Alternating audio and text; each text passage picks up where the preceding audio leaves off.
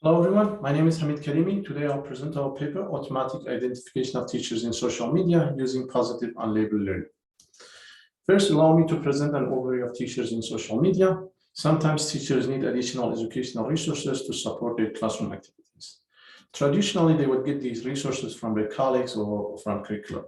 However, with the emergence of online social media, they turn to these platforms to acquire these resources. Thousands of teachers have joined online social media and create this socialized knowledge community or network of teachers to curate these resources and share with their peers. Given the importance of teachers in social media and its impact on K-12 education, there have been many studies in this line of research. The overall pipeline of the current studies is as the following. First, they survey or interview some teachers. Then they collect the social media data and eventually do some data analysis for whatever research question they are considering. However, there is a major obstacle in current teachers in social media studies. Because of the surveying or interviewing, they can only study limited number of teachers, for example, up to a few hundred. This consequently causes two drawbacks. First, the statistical significance of some of these quantitative analysis might be in question. Second, they may not be able to effectively and easily harness modern machine learning algorithms in their data analysis because these algorithms usually require sufficient amount of data. So having an efficient and effective mechanism to automatically classify teachers is crucial to advance the research on teachers in social media. This is what we do in this paper. First, let me set up the problem. Suppose we have identified some teachers, for example, from surveys or interviews, and collected their social media data. Additionally, suppose we have collected data from those who are connected to these teachers. In other words, the online friend. Note that we don't have label for these users, and we'd like to have a binary classifier that for an unlabeled user tells us if she or he is a teacher or not. Then using this classifier, we can augment the data and overcome that obstacle that we presented in our previous slide. However, there is a big technical challenge. To train a supervised binary classifier, we need to have a training data from both teachers and non-teachers. However, we don't have access to labels of non-teachers because we have only access to some small surveyed or interview teachers. Despite that, there is opportunity here. As illustrated in previous slides, teachers are not alone on social media and they are surrounded by other users. Then the question is how we can take advantage of this opportunity while addressing this technical challenge. We do so by framing the teacher classification as a positive unlabeled learning. Here, the positives are teachers whose ground truth labels are known. We know the labels for these. And unlabeled users are online friend of these teachers whose labels are unknown. We don't know the label for these. Following the terminology of pure learning, negative samples are non-teachers, which are part of unlabeled data. So the formulation of teacher classification as a positive unlabeled learning, it's reflect this problem's realistic and practical setting, and it's one of the major contributions of this paper. With this, here is our proposed framework for automatically classifying teachers. We call it PU teacher. It consists of three components, which we'll explain one by one in our next slides. The first component is unsupervised representation learning, and its task is representing the input data. To do this, we use an autoencoder. The autoencoder takes an input sample encoded to a lower dimensional hidden representation, or an embedding. Then eventually decode this to a representation, to an output. So the output needs to be reconstruction of the input, as has been reflected in this objective function or loss function. What are the motivation behind this autoencoder for representing input data? First of all, we have a plentiful unlabeled user. We don't want to waste them. So autoencoder in an unsupervised manner can take advantage of this for representation learning. Autoencoders are very good at reducing dimensionality. Also, they can encode the semantic behind the data, which is very suitable for computing similarity between two data instances or two samples, which is what we do in a second component. Here, we automatically label users as the following. For each unlabeled user, we sum up its similarity with positive sample. Note that the positive samples are teachers. We normalize the similarity and call it teacher tendency score. Then we use this to pseudo-label unlabeled users. If teacher tendency score is larger than some threshold alpha, we say it's very likely that this this unlabeled user is a teacher. So the pseudo label would be +1. If the teacher tendency score is smaller than the threshold beta, we say this is very likely that this user is non-teacher. So the pseudo label would be -1.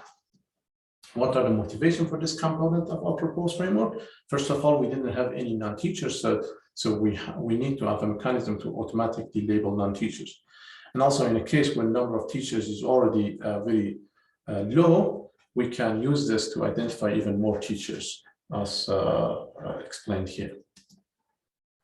Finally, we perform a supervised teacher classification. Our classifier is a multi-layer neural network. As input is take automatically labeled non-teachers and teachers plus initial labeled teachers. The objective function here is cross entropy, but remember that we use the pseudo labels that we set in a previous component. To verify the performance of our proposed framework, we conduct some experiments. Here's some description of our data set. As a project named Teaching in Social Media, we surveyed 540 teachers across 5 US states, including Michigan, Illinois, Texas, Indiana, and Ohio. We collected the data of these survey teachers and their online social friend from Pinterest. Pinterest is very popular among teachers that use it for various professional purposes. In this table, you can see the statistic of our data set. In addition to survey teachers, we also annotated some teachers and non-teachers for evaluation purposes. And in total, we have more than 83,000 users, and a proportion of label users is only around 6%. Here is a sample pin from Pinterest, has some attributes like image, title, description, board, domain, where it's come from originally, original pinner or curator, and some comments. As an input feature, we use 3 types of features. The first one is a topic. Each pin on Pinterest belongs to one of the 34 general topics or categories predefined by Pinterest. For example, food, fashion, education, sport. The second feature is a domain where the pin is coming from. And finally, we have the pin description. To represent this textual input, we use pre-trained word embedding known as fast text. To more detail on how we represent these in our data, please refer to our paper. Here you can see the comparison with baselines. These are all existing PU learning methods. And the performance metrics are AUC, area under the curve, and F1 score. And this one is a supervised model. Obviously, this is not pure learning, but it's tell us the upper bound, basically difficulty of this problem, because a supervised obviously has the upper hand compared to pure learning methods.